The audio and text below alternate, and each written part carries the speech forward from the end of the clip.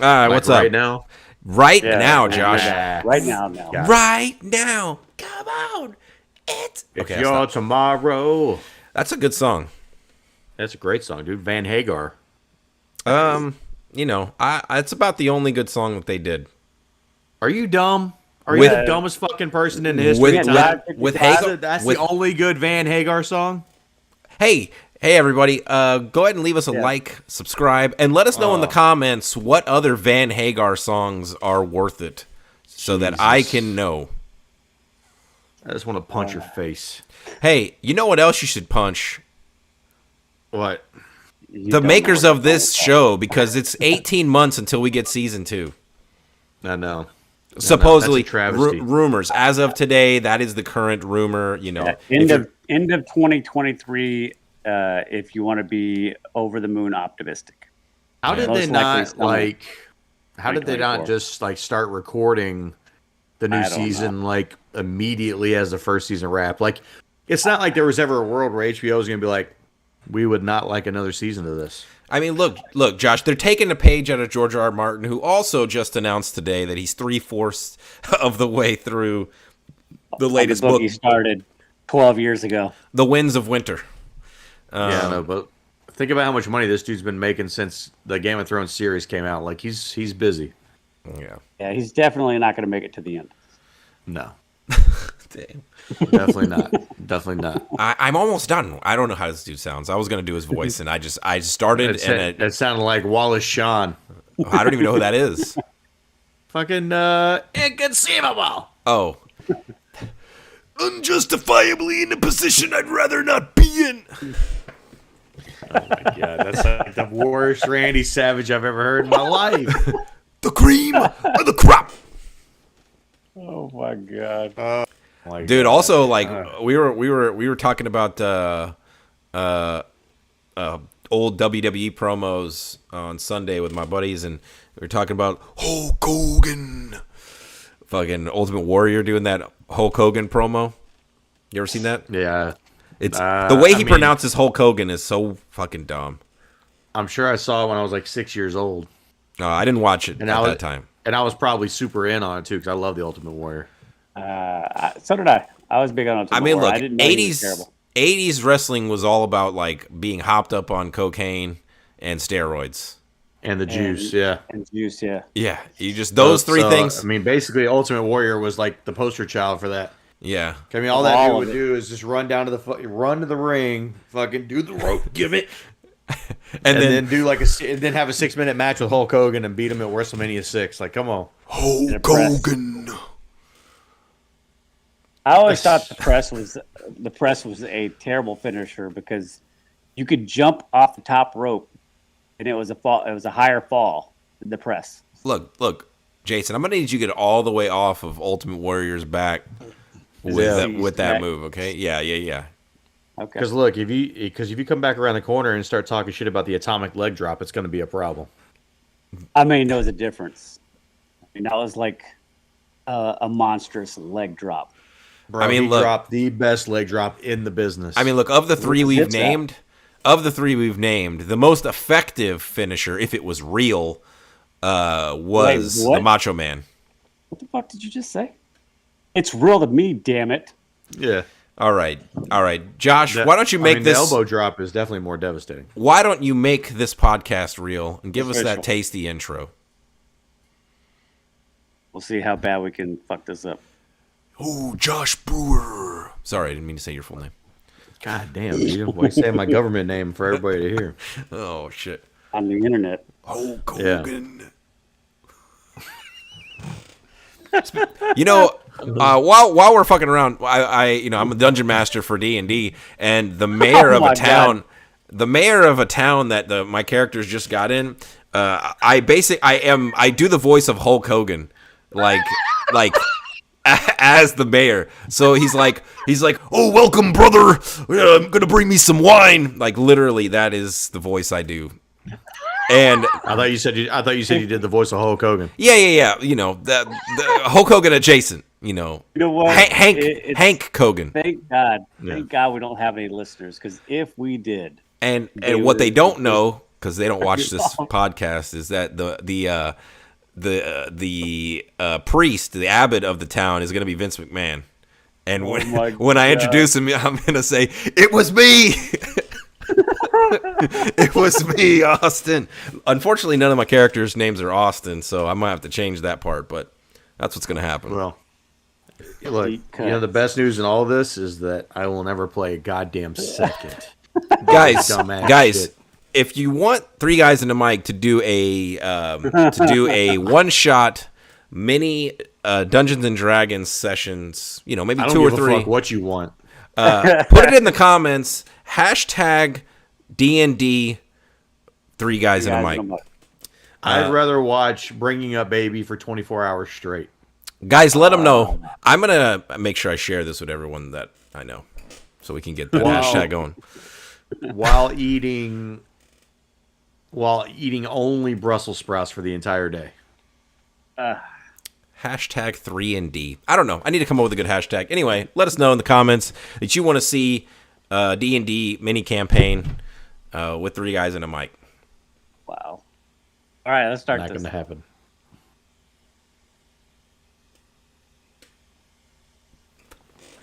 Hello, and welcome to Three Guys and a Mic presents 3&D. We're playing stupid-ass Dungeons and Dragons. I'm your co-host, the Human Dart, along with... Can you do that over? No. Yeah. That's all you get. No, do it right. Do it right. Do it right.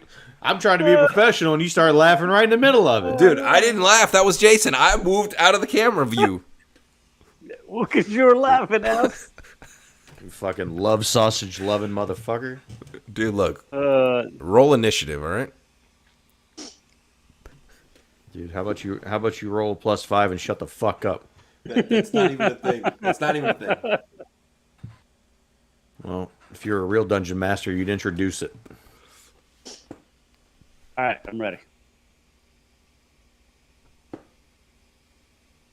Hello, and welcome to Three Guys and a Mic presents House of the Dragon, presented by HBO. I'm your co-host, the Human Dart, along with Jason Tsunami. David Disaster. How's it going, guys? I always wait. I always start laughing and waiting for Jason because I can't always tell if he's laughing until he starts to say his name, and then I know that he's fucking laughing over there. Oh God, what's wrong with you guys? Hey, listen, sad day. We unfortunately have made it to the very end of season 1 of House of the Dragon. Yeah, it sucks, man. And we repeat once again for any of the dummies out there that are, I'm not going to watch that show because they ruined Game of Thrones. Oh, like Adrian. Man, should I even fuck with this show? Bruh, yes, you're the dumbest person I know. You are dumber than Grimskull. So definitely watch this show. Yeah, Grimskull says you should definitely watch House of the Dragon. That's a great voice. Is that going to be your new character when we do D&D? No, dude, that was Grimskull. Listen, you should absolutely watch this show. Look, I don't know. I haven't quite landed where I think this is gonna fit into all the seasons of Game of Thrones just yet, but fourth best season, third. Yeah, it's definitely in the middle. Somewhere in there. If we were gonna go a traditional rating, I think I could comfortably put this somewhere between a 9 and a 10, like 9.25, 9.5, something along those lines. I mean, it to your point, Josh. I mean, it would definitely rank among the top 5 Game of Thrones seasons at a minimum for me. And I would say it's probably the most akin to season 1 in terms of season 1 of Game of Thrones, in terms of mostly political, world building, introducing characters. Lots of characters.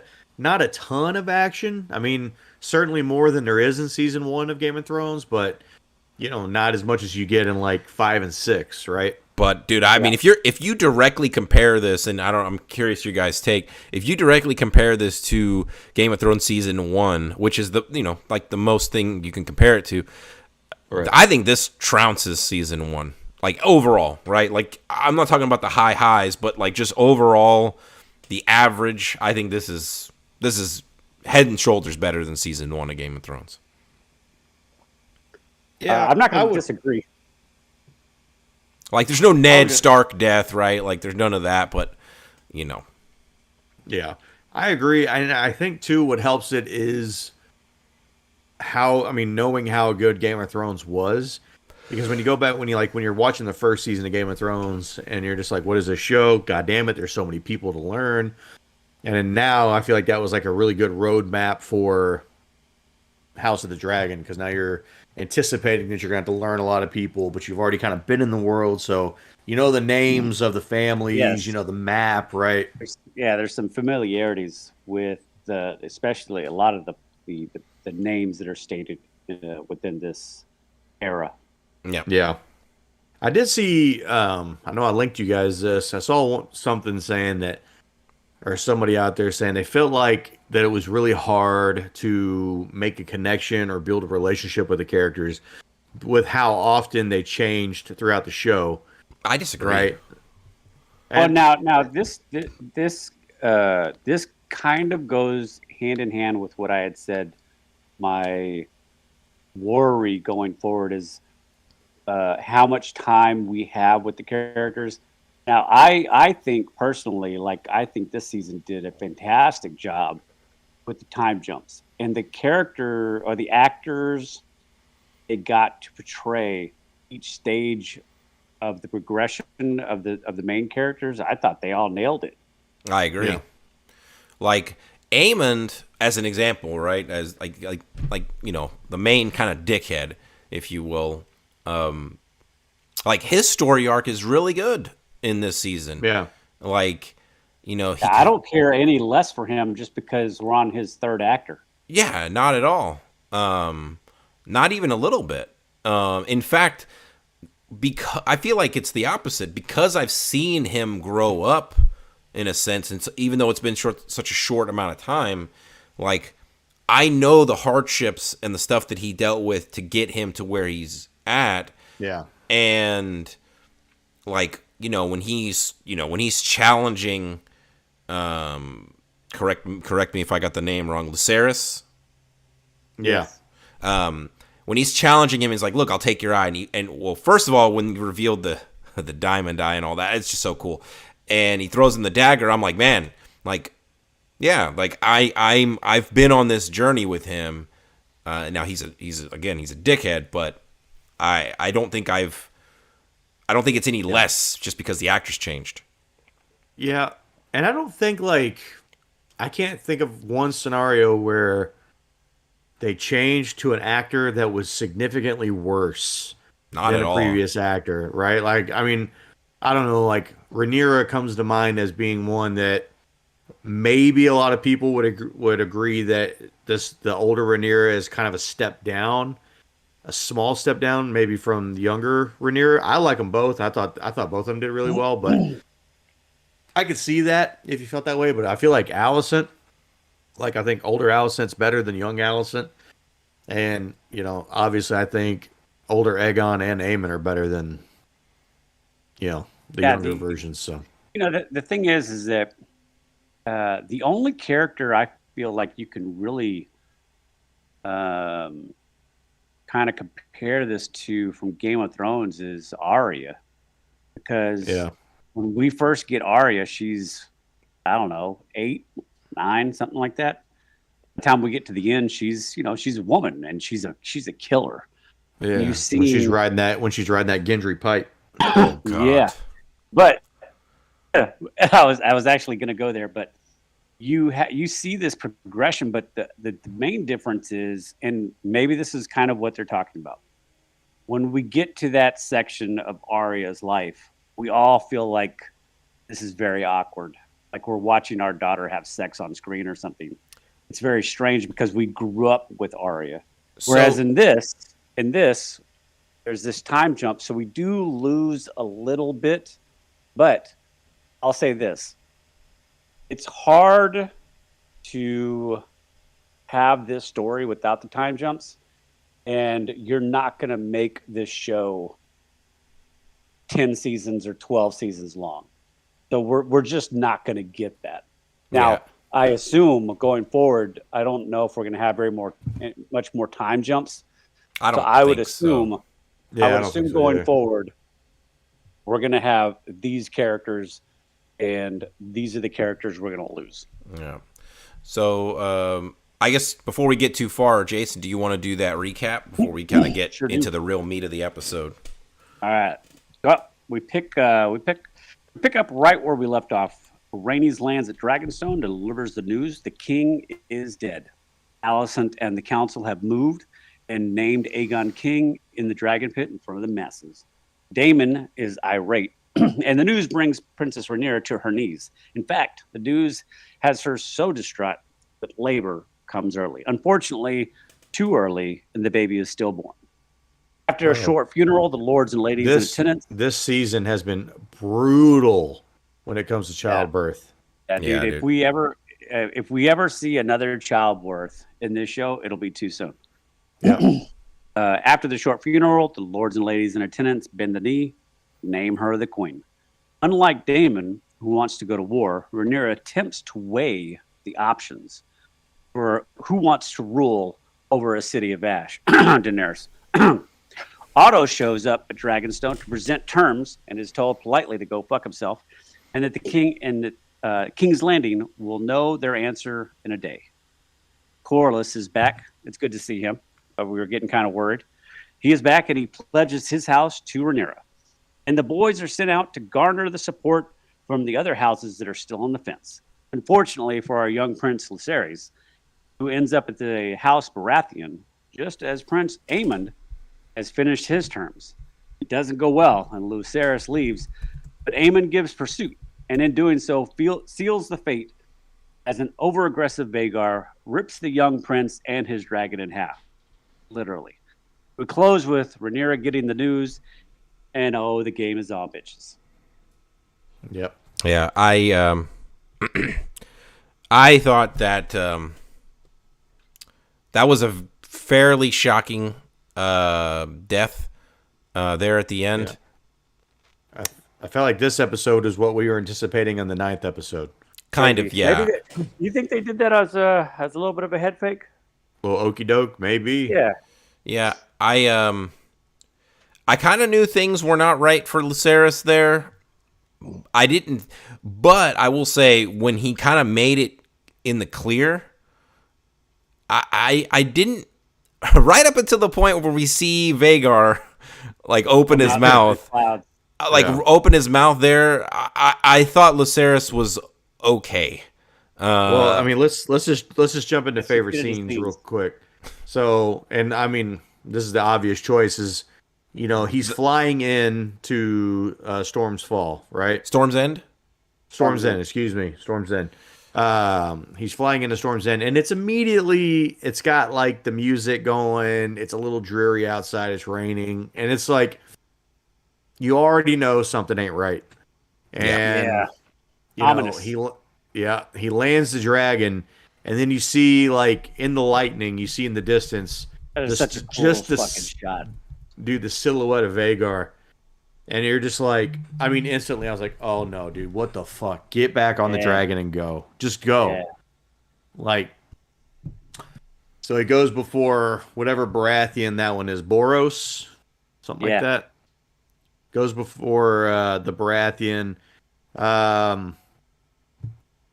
Obviously he didn't really come with any terms, presence or anything like that. Yeah, he just said, hey, you made a promise. The leg like 20 years ago, so I'm gonna need you to do that again. And that didn't seem to go well. Dave, you mentioned earlier about Aemon throwing him his knife, trying to take his own eye out. Yeah, he said he said look, I'm not gonna do it myself. I'll do you the honor of doing it. And he threw him the dagger. You can pick the eye too. Yeah, you can pick the eye. I won't make you blind. And dude, that reveal when he pulled his eye patch back, like, I don't know, I just thought that was so cool that he had like this blue gemstone in his eye socket. I was not expecting that. No, but so then we see Lucerys flee on the dragon, and again, something just ain't right. And we get probably, I don't know, the shot of the season, right? Yeah. Where Lucerys is flying and he's just looking around, and then again you see the silhouette of Vagar just come right over the top of him, and you really get like the real full idea of how big he is versus, I don't know. I mean, this dragon was born with Lucerys, right? So it's like what, 13 or 14-year-old dragon versus however old Vagar is, and I mean, holy shit, dude, it is significant. Yeah, it's humongous. Yeah, but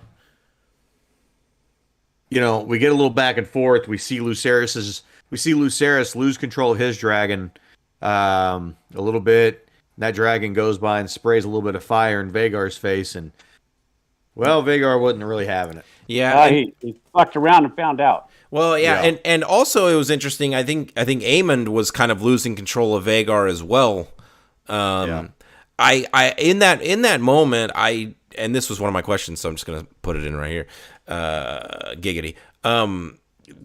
That's what I don't think Aemond had the intention of killing Lucerys there.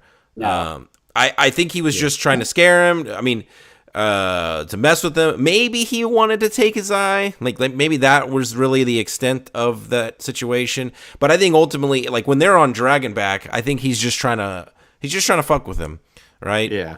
He's definitely okay with hurting him, but not. Yeah, I don't even think he would have actually tried to take his eye. I think he just genuinely knows that he has the upper hand physically, and he's bullying him. But to a point, I don't think he really even would have tried to take his eye. Say had Lucerys stood his ground. Now, if Lucerys actually swings the sword and we get into a fight, different story. Yeah, I think that's Aemond's kind of gig, is that he is going to push you until you make the first move, and then he's just going to fuck you up. Yeah. And then at the end, he's like, "Hey, I didn't start it." So what was y'all's reaction to Vagar breaking through the clouds and killing Lucerys and biting the other dragon in half? Yeah, it happens so fast. Just like I'm pretty sure my mouth was aghast. I had to rewind it. I was just because like initially, like, so because to Jason's point, when it happened, my head just wouldn't let Lucerys be dead. I thought he jumped off of Arax. And then I rewatched it, and it's like, you know, it's very obvious that that's not what happens. And dude, like, what I love about this is it really, up until this point, and maybe I'm wrong here, but this is really when you get the true sense of how big Vagar is, right? Yeah. Like, he is on a whole other planet. Yeah. And, like, he just chomps Varax in half. Like, yeah. Like, he doesn't even do like you would like say like an alligator, you know, where you like actually like flail his head from side to side. No, it's and then he just kind of spits it out, and it's just it's just chunks. Wings. Yeah, it's And supposedly that's what ends up alerting, you know, them to Lucerys' death, is they see the dragons, you know, half the dragon's body wash up on shore. Yeah. And that's what kind of, I mean, you don't see that, but you know, that's what it ends up alerting them. Yeah, I thought I was surprised Lucerys died. And I thought that what we were going to get was because we see in the scene before that, maybe it was directly before that, or one more scene before that, but we see Damon go and basically try to take on another dragon. And what was the name of that dragon, Dave? Vermithor. Vermithor. Yeah. Is that it? So, yeah. In lore, this is supposed to be the second biggest dragon, still in the world, only second, obviously, to Vagar. And so I thought that maybe we were going to get Damon like breaking through the clouds, coming to save, Lucerys in that moment. Yeah. I mean, it would have been, I don't know how you explain how did he know where they were and all that stuff, but that's just in my head. I thought we were going to get like at least like a showdown again between Aemon and Damon, and it was going to be Vagar staring down the other dragon. Yeah, it was an impressive scene. It plays out well. You're in the rain, you're in the storm with lightning, and then you get the breaking of the clouds, and it's all crystal clear. I mean, it's very well set up, very well choreographed. The cinematography, Dave, is fantastic. Dave, yes, there you go. Yeah, I mean, I think that's obviously the best scene. Just that whole, probably the last 15 minutes of the show. Yeah, because it sure as heck isn't anything to do with the birthing. So, no. Yeah, this was definitely hands down. Yeah, we could skip that part. Outside of that, the rest of the show to me was really good. It was just, I think it's all built to that moment. Dave, did you have another scene? I do, and I wanted to kind of call it out a little bit, and that's the scene directly after that.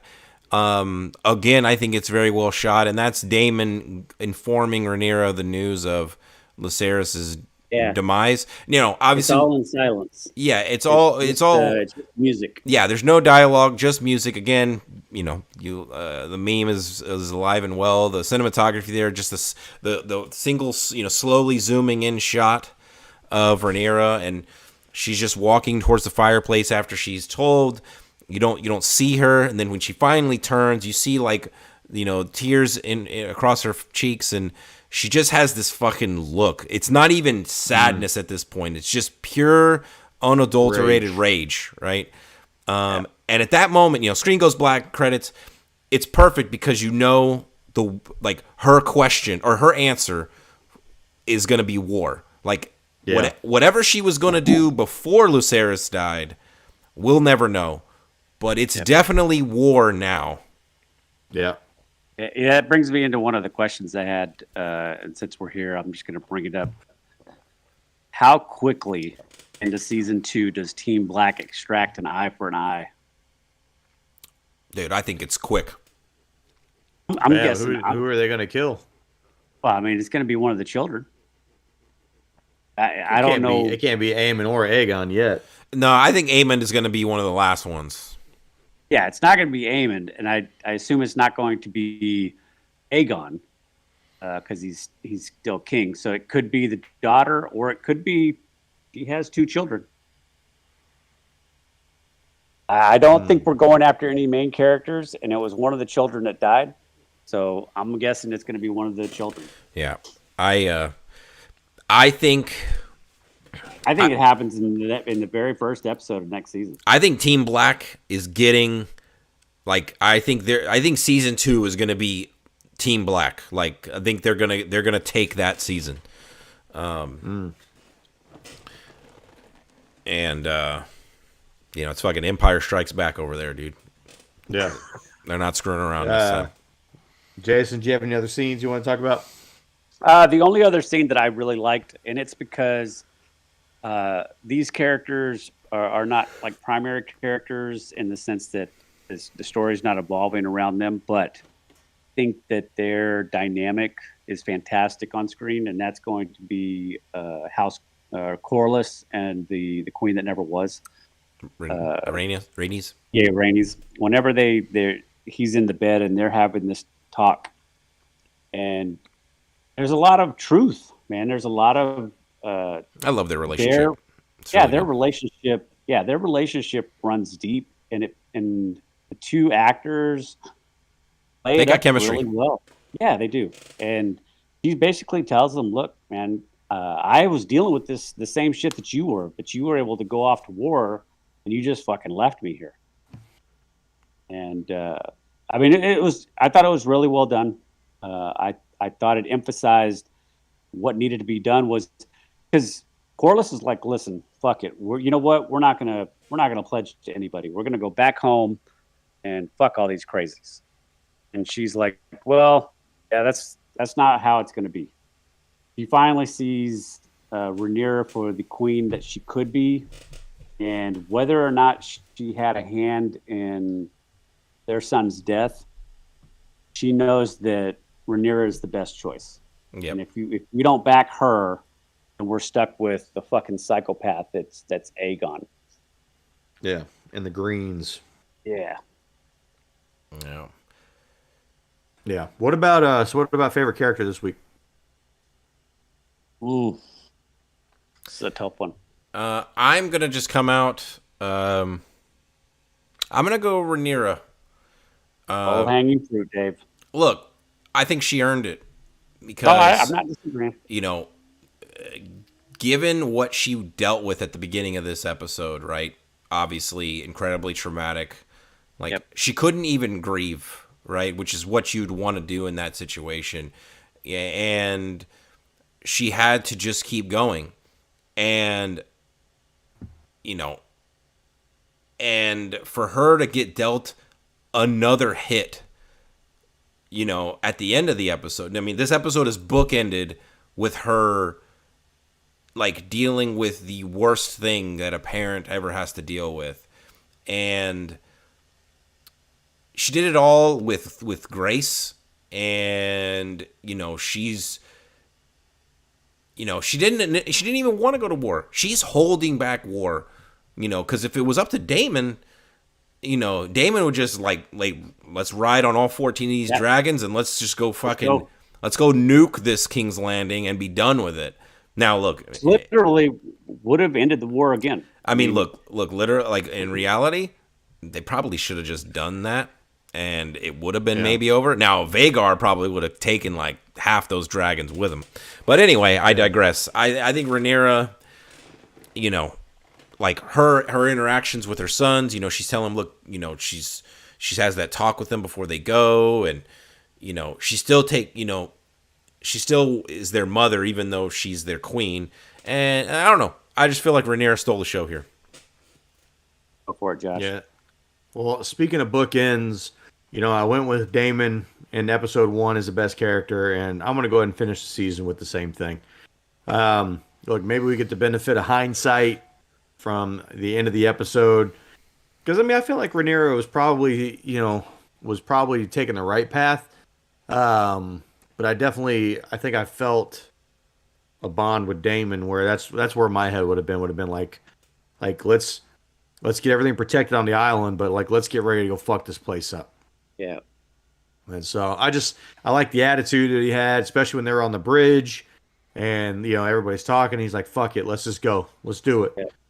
I mean, he's geeked up, I mean, this is, he feels slighted. He feels like this is bullshit. And he also feels like his brother, the king, was murdered. Yeah. So the king was slain. Yeah. He's like, there's no way this just happened to happen, right? This ain't coincidence. Yeah. My it was a toss up for Rhaenyra and Daemon with me. I ultimately went with Daemon as well. And it's for some of the reasons why Josh said, is because while Rhaenyra is queen and she is trying to figure out what she wants to do, Daemon has taken action on what they need to do immediately. And the part that I liked was where he took the gold cloaks that showed up, and he was like, so I'm going to need you guys to make a choice, right now. You basically just tells them you're either team green or you're team black. And I promise you, if you say team green, it'll be a quick, honorable death right here, right now with Dragonfire. You won't even feel a thing, I promise. But if you go black, and then you double cross us later, you're gonna die. Screaming. And I was just like, that's exactly what needed to be said right there. Yeah. No, Because That he was good. knows. Yeah. He knows what's coming. Yep. What about best death? Obviously, my man Lucerys. I think it's got to be. I mean, Yeah. it's got to be that, right? Yeah, unfortunately, there wasn't. I am waiting because I think next year we'll have. I think this category will be a little bit more difficult next year or next season. Oh yeah. There'll be Yes. lots of death. What about least favorite character for this episode? I'm gonna go with Otto. Fuck that guy. I know. All right. I know he's doing his job as hand to the king. I know that he's there presenting terms not because he wants to, but because Allison got hold of Aegon first, and this is what she wanted him to do. But we're only here because this cocksucker got us here. Yeah. I also had Otto. Not necessarily for the same reasons as Jason. Like, I completely blame Otto for this. I think I think he has guided the ship directly for this moment. I think he's done it willingly, knowingly. He's been planning to usurp and betray Viserys. It's just the only thing he didn't do was put a dagger in Viserys when he was on his deathbed, basically. But I mean, so the only nice thing he did for Viserys was basically wait for him to die. And look, maybe he was the one who fucking poisoned or had Viserys catch whatever he caught in the first place. That may turn out to be the case, right? Maybe he had the Maesters not giving him exactly what he needed to get over it. Correct. I mean, it would not even, like, yes, it would shock me, but it wouldn't completely shock me. I think Otto is a fucking dipshit. And I hope he gets eaten by a dragon, although that will not be a very quick death. No. I just went with the one person that just really bugged the shit out of me this episode, and that was Rhaenys. Okay. How many times do you have the chance to say, Rhaenyra, I'm with you? Rhaenyra, I'm with you. I'm here to help you. And it's like 3-4 different scenes where she's just like Rhaenyra takes the crown. She's in front of everybody. Everybody kneels. That's her. And she stands there, doesn't kneel. Yeah. Only bends the knee whenever Corlys comes back and is like, they finally talk about it and they do it. Like, all that wasted time, all that posturing for them to just bend the knee anyway. Yeah. I just thought it was really stupid stuff. Fuck Rhaenys. I think in hindsight, And she could have killed the Greens last week. Well, that's what I'm saying. I was about to say, in hindsight, if they were going to pledge to Rhaenyra anyway, like, okay, again, she didn't know that, right? So this is like a little bit unfair. But in hindsight, she should have fucking known. Yes, she should have just roasted all of the Greens right there. Well, then we wouldn't have a show. This would be a 1-season show. I'd be okay with that because Lucerys would still be alive, man. Oh, that then all the book readers would be super mad because like they just have to throw the book away at that point because none of it would have been legitimate. Meh. Josh is like, reading? Fuck that. Yeah, reading. That's peasant shit. I watch my shows, okay? That's a good pick, Josh. That's a good pick. I think issues, I don't know. I think the only issue that I've heard is we have to wait 18 months for another episode. Yeah, That I have no actual issues with this episode or the season at large. No, me neither. Yeah, I only have a few things here.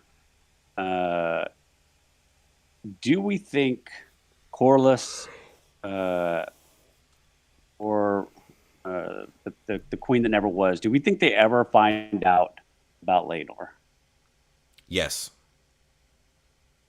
I think so. It's too okay, from a pure storytelling standpoint, it's too juicy for them not to find out. Now, do they find out because Laenor comes back or because Rhaenyra or Daemon tell them? No, Rhaenyra or Daemon are not going to spill that. I don't know. I think they would say because, like, how many times have we heard Rhaenys and Corlys say in privacy, like, she conspired to kill our kid. Everything she touches turns to ash, right? Yes. Like, I feel like that's going to slip out at some point in front of her, and she's going to be like, look, your son, he wanted to go be with his boyfriend in another part of the world, away from you guys. I think that's the perfect thing to say to one of those characters, like, on their deathbed. Yeah. Like, look, your son, we never killed your son. He's alive. He's living in Pentos or whatever the fuck it's called. Yeah, I don't know how it's going to go down, but I think that would be like the thing you would tell Corliss, because he thinks his bloodline is gone. Well, so the only thing I heard that they said that they needed dragon riders.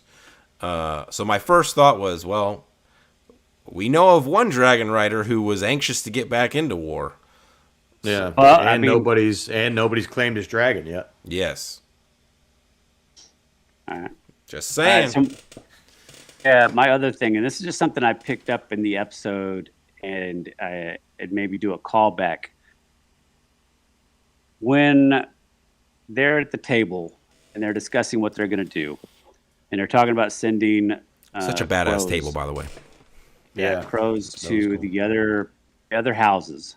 Yep. The boys, they speak up, and I got the call back from when Rhaenyra wanted to go on Dragonback to attempt to settle the Crab King, I believe it was, earlier in the season. And she was denied. And the king and the hand were just kind of dismissive, and they're, you don't know how things work. Do we think that this is why she didn't know how things work? This is why you don't send you don't send the queen or prince or princess to do things like this? No, I don't think that. I don't think that that's what they were trying to show there. I think they were trying to. I do agree with you that it probably is a callback, but I think it's more like Rhaenyra remembers what it was like to be them, right? And to feel like you don't have a voice.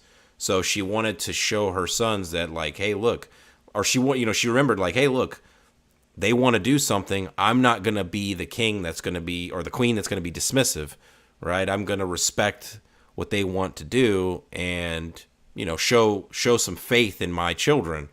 Yeah. While she knows it could be dangerous, they're also not at war yet. So there's as of now, he's being sent as an emissary, emissary, being treated as such by the Baratheons. I mean, he even stops the fight. He's like, hey, look, this dude's just here to deliver a message. Take that shit outside. So, I think to her point, where she may think it's dangerous, I don't think she ever considered that he would get eaten. Him not returning. I think if this was a war scenario, it would be different. Yeah, absolutely. Yeah, I just when the scene plays out, I'm just like, wow, this is playing out a lot like earlier in the season, and then Lucerys ends up cleaved in half, and it's just like, well, maybe that's why they don't send the prince and princesses to do shit like that. Yeah, probably that's why the captain doesn't go on away missions. All right. Yeah, and they don't use the balls at the table anymore. Yeah. Yeah. Yeah. Yeah, in closing, the closing thought for this season, and I've talked to Dave about this before. This entire season leading up to this war has been a series of unfortunate circumstances. This winding road that we've gone on all the way to the end, where basically Lucerys gets killed. It's got a million off ramps. And this entire war has become this figurative, literary style tragedy, where we just have everything that transpires here could have been avoided a million times over. Oh, dude, yeah. Almost every episode, if somebody would have zigged instead of zagged, there's not war. Maybe if they'd just done Rickon and just gone in a straight line, it'd have been fine. Yeah. Yeah. No, I mean, go ahead. I was going to say, overall, I feel like this fits into an A-tier season. I am not disappointed. The conversations I've had with people at work, everybody's in agreement. I've not had one person be like, this show sucks. Oh, dude. This show's meh. Even even the complaints I see online about it are just like, that's not how it happened in the book. Okay. You know, like that's the only complaint I've heard like on the show. Like nobody else is like, oh man, this show blows. The writing sucks. Like There's no dude, complaints as of right now. No. I think, dare I say, I think they learned from the mistakes of seasons 7 and 8. If you consider those seasons to have a lot of mistakes, I think it's very clear that they took a step back from where they ended Game of Thrones, and they kind of went back to what really made that show so successful. They did bring down some of the action, again, kind of like the earlier seasons of Game of Thrones. They kind of dialed back the action a bit in order to actually really truly world build and amp up the stuff that kind of just like makes it. And like, look, I mean, since I haven't read the books, I have no idea. I mean, I have some idea where it's going to go, right? I think most of these people are going to die, but do I know which side is going to win? I mean, there's Targaryens on both sides. We know that the Targaryens do make it to the Mad King, right? So, like, the Targaryen is going to sit the throne. I have no idea which side. Yeah, I have no idea which side that is, though. Yeah, I think this show certainly has the benefit of the source material is done. Yes. Yeah. So, kind of like Wheel of Time, where we know it's going to end up being a really good series because we know largely the fantasy community has adopted that series as being very good, or that book as being very good. And so we know the show book is being very good. And so we know the show should follow suit. I think the real test for is Game of Thrones, the writers and everybody back and doing good work is the Jon Snow show. Yes. Because all of that is going to be theoretically uncovered territory, right? Yes. Right. Now it doesn't exist. Now it is in direct partnership with George R. R. Martin, like him and Kit Harington. Like they've Collaborated. they collaborated and really like hashed out the story for that show. So I mean, like, I have high hopes for it. And I will admit, House of the Dragon has given me renewed faith in that show. Had House of the Dragon not been a thing, and if we'd have gone directly into the Jon Snow show, like, dude, I'd be super nervous right now. Yeah. But, dude, why don't you just take this team that's doing House of the Dragon? They're busy, Dave. They're busy. Yeah. No, just fucking, just fucking. What? They need to pump out more. I'll wait 3 more seasons for House of the Dragon to finish for them to take over Snow. Yeah, like, well, I mean, yeah. There's no rush. Yeah, but 3 more seasons could be 6 years or 7 years from now at this pace. Well, look, hopefully they don't fuck around and they're just like, look, we're just going to record these next 3 like back to back. I mean, look, they did it with the Lord of the Rings movies, all right? That's what I'm saying. So, well, hey, like I said at the beginning of this, terrible news. This is the end of House of the Dragon. Probably the best show that we're going to cover this year. Beating out the boys, man. I don't know if I saw that coming. But I think it's a decisive victory. Like, I think it's. Yeah. I'm not even sure it's very so. close. So good news though is I think we're done with TV for the year. I think The Witcher's the next show coming, and I think that's still a couple of months down the pipe here. So we got some cool content coming your way here for the next couple of months. We have our second annual Halloween show next year. The full name escapes me at the moment. I apologize. Dave, you got it? I don't, man. I don't. You don't? Yeah. Spectacular. So, It's the Halloween Spectacular. I know that much, but yeah. Well, we're staying. It's a triple threat spectacular something or other. We're staying with the same gimmick here. We're doing 3 movies. These are going to be 3 Halloween comedies. So like we're doing comedy horrors. Comedy horrors, yeah. So Young Frankenstein, Beetlejuice, Army of Darkness. Yeah. So those will be the 3 movies that are part of that. We have another round of the Headbangers Metalhead's Journey coming up. Excuse me. Ladies and gentlemen, it is going to happen. We will be talking about Titanic somewhere in the next 3 to 4 weeks. Put it on your calendar. It's coming down the pipe. Gonna happen. We're going to talk about the greatest villain in movie history, Rose. Dave finally got over his qualms with the movie. Look, man, Rose gotta let Jack die. I just couldn't do it. Yeah. And all that is leading to the eventual 200th episode of Three Guys and a Mic, where we will be doing our first ever Tournament of Champions bracket, taking 16 previous winners of our brackets: best action movie, best Metallica song, best fantasy movie, best Star Wars character, best video game weapon. I mean, dude, this is like all our personalities are on the line. Like, this is everything we like in life. Yep. And I have no idea who's gonna win. I have no clue. I don't. Yeah, I was trying to think about that the other day. I was like, how do you even rate like a cereal versus a Metallica song? Yeah. I mean, you just pick the cereal. It's easy. I'm gonna say Triple H is gonna be the Stone Cold of this bracket. Okay. Yeah. Well, I think that's it, huh?